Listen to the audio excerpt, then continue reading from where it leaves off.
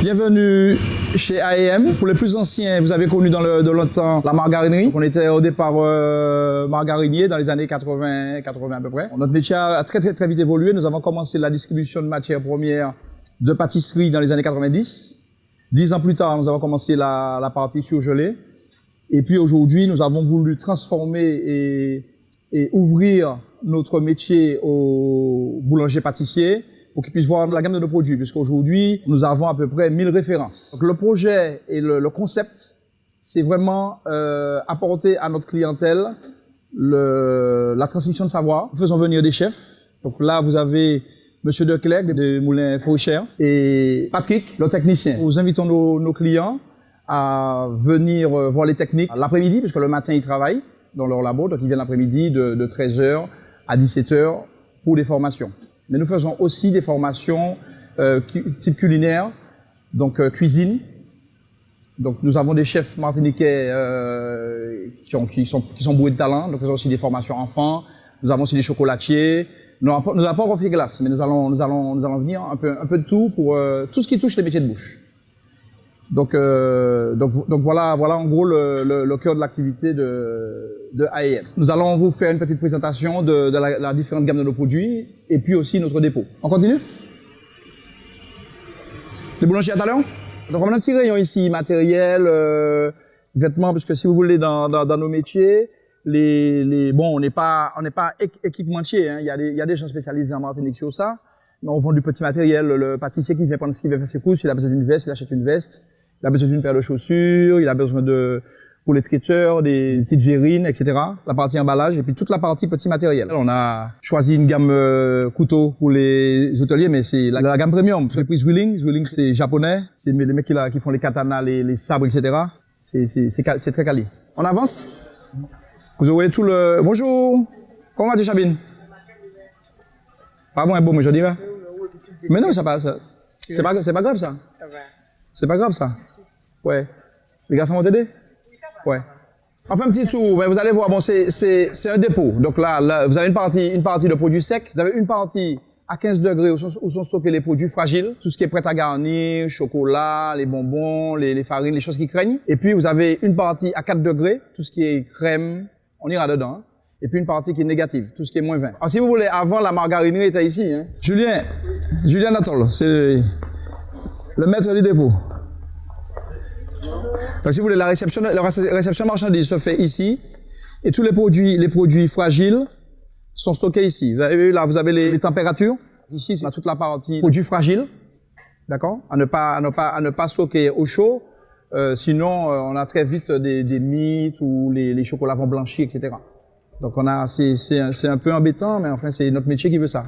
La complexité de ces différences de température. On a profité aussi pour améliorer les conditions de travail de nos salariés. On leur a acheté des préparateurs de commandes. Le dépôt est plus grand et les palettes sont préparées plus rapidement. Donc, la zone logistique se trouve ici. Alors, les garçons préparent les commandes. C'est contrôlé. Ils préparent le bon de commande. Il y a un bon de commande. Le bon de commande est préparé. Une fois que c'est contrôlé, ils font les factures. Ils marquent le nom du client. Ça va dans le SAS pour le départ demain matin. Ici, vous avez les quais de chargement et déchargement. Donc, les conteneurs arrivent ici. Donc, le respect de la chaîne du froid. Donc, on a un SAS aussi à 4 degrés. Donc, il n'y a pas de rupture de la chaîne du froid. Quand le conteneur arrive, on dépote à 4 degrés. Et puis après, on stocke à moins 20. Ici, c'est pareil. Donc, le matin, les chauffeurs, ils reculent les camions et les marchandises sont chargées. Donc, ça, c'est les marchandises qui partent demain. Chargement, déchargement, c'est ici. Alors, chaque fois négative, on va pas rester longtemps, mais clac, clac. Vous n'ouvrez pas froid. Quand on a commencé l'activité surgelée, on avait d'abord une première chambre froide. Et très vite, on a été victime de notre succès. Donc, on a dû faire une deuxième chambre froide. Donc là, vous avez toute la gamme des produits surgelés. Le surgelé, c'est incontournable en Martinique quand on vit sur un caillou. Je vais vous inviter au lab pour une petite dégustation. On a un gros travail de communication à faire parce qu'en fait, les gens nous connaissaient sur la margarinerie martiniquaise, quoi. Les gens, bon, beaucoup de clients m'appellent Stella. Hey, ça fait Stella. Les gens, ils savent même pas mon nom, c'est Stella. C'était ça l'image. Quand on a, dans les années 80, Après la guerre, ils ont fabriqué la margarine, etc. Dans l'historique, quoi. Donc les gens m'appellent comme ça. Donc c'est pas gênant, ça m'a jamais gêné, au contraire. Et puis, mais quand on a arrêté l'activité industrielle, il fallait se sauver, quoi. Il fallait faire quelque chose. Mais c'est sûr que on n'avait pas les moyens non plus de communiquer. Donc aujourd'hui, on a un gros travail à faire sur l'image, que les gens sachent qu'on existe, sachent où on est, sachent ce qu'on veut faire et ce qu'on fait. Je vous invite dans le lab. On va discuter dans le lab. Maintenant, tu as des gobelets? Sans fait, Mathieu. Tu es bien?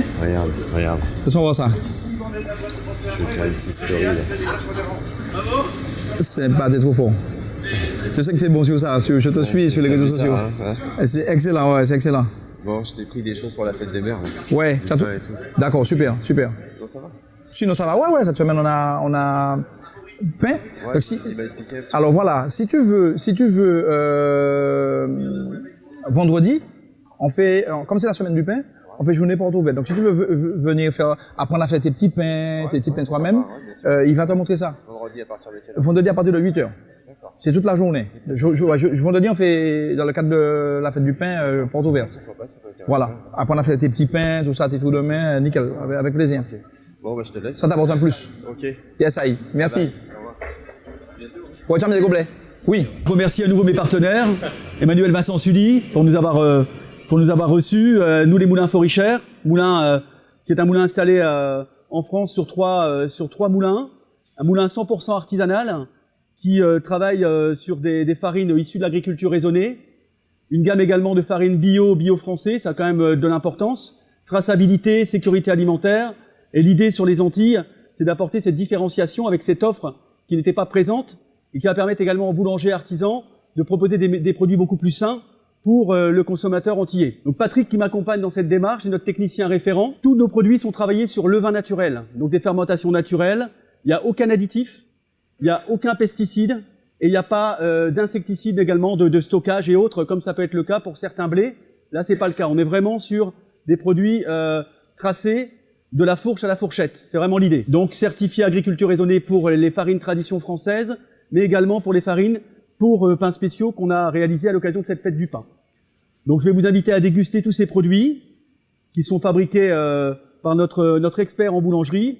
Et à l'occasion de cette fête du pain, on reçoit des clients d'AM pour des formations, de la transmission, avec un objectif de faire en sorte qu'ils puissent reproduire demain, parce que c'est vraiment ce qui est important, c'est que demain ils aient la possibilité de le faire au sein de leur boulangerie et de transmettre également auprès des salariés et des apprentis, puisque ce sont les boulangers de demain qui vont fabriquer le pain pour la clientèle antillaise. Ce pain a été développé, c'est un pain aux céréales avec du malt d'orge pour donner du goût. On a à peu près 30% de sel de moins que sur un pain classique. On a un indice glycémique qui est plus bas que le pain à base de farine de blé. Et l'idée, c'est, tout en se faisant plaisir, puisque gustativement, vous allez le constater, c'est un produit qui apporte vraiment satisfaction de par sa composition, de par son goût, et qui permet également aux gens qui ont des problèmes de diabète de pouvoir consommer du pain dans le quotidien, en préservant leur santé. Donc on a une communication au travers de cela pour le boulanger, pour l'aider à la communication auprès de son consommateur. Vous avez des affiches, vous avez des sacs, vous avez des petits flyers pour pouvoir expliquer un peu la démarche de ce Diabémix, de manière à ce que le boulanger puisse valoriser ce produit au magasin et le proposer à ses clients qui sont malheureusement atteints de ce fléau qui est le diabète dans nos départements, que ce soit ici ou dans d'autres départements français. Ça te convient, Manu? Manu qui est un ami de 30 ans, hein, je tiens à le signaler. La bonne dégustation, et puis à votre disposition. Si tu as des petits croissants. Oui, mon frère, pas de problème. T'inquiète pas, je vais m'en occuper.